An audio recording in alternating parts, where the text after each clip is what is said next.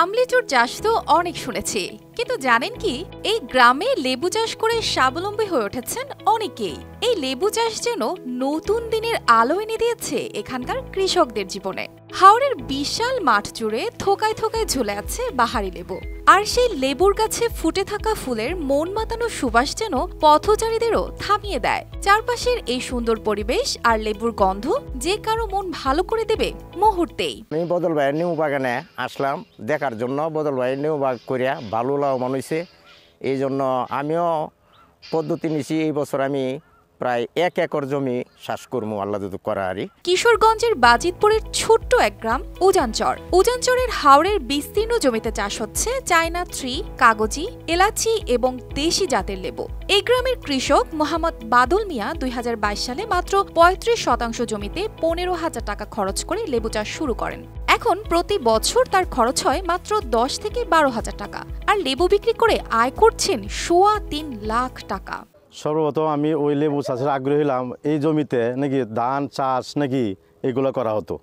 পরে দেখলাম যে না, এগুলোর মধ্যে রোগবালাই বেশি এবং খরচটাও বেশি পড়ে দেখা, আমি লাভবান হতে পারি নাই। পরবর্তীতে আমি নাকি ওইটার থেকে আবার নতুন করে আরও 35% আবাদ করলাম। করতে দেবে না, মোটামুটি আমার ভালো একটা প্রফিট আসে, প্রায় 1 থেকে 1.5 লক্ষ টাকা আমার বিক্রি হয়। এখন ভাবুন, এত কম খরচে এত লাভ, এটা যেন এক অসাধারণ দৃষ্টান্ত। বাদল মিয়ার এই সাফল্যের খবর আশেপাশের তরুণদেরও উদ্বুদ্ধ করছে। অনেকেই এখন লেবু চাষে আগ্রহী হয়ে উঠেছেন। কৃষি সম্প্রসারণ অধিদপ্তর থেকে লেবু চাষের জন্য আগ্রহ করা হচ্ছে কৃষকদের।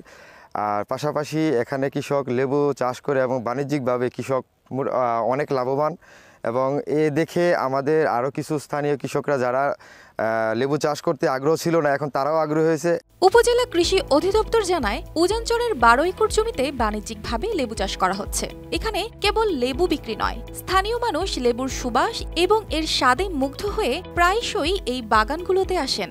আমরা কৃষকদেরকে সার্বিক পরামর্শ এবং প্রশিক্ষণের মাধ্যমে তাদেরকে উদ্বুদ্ধ করছি।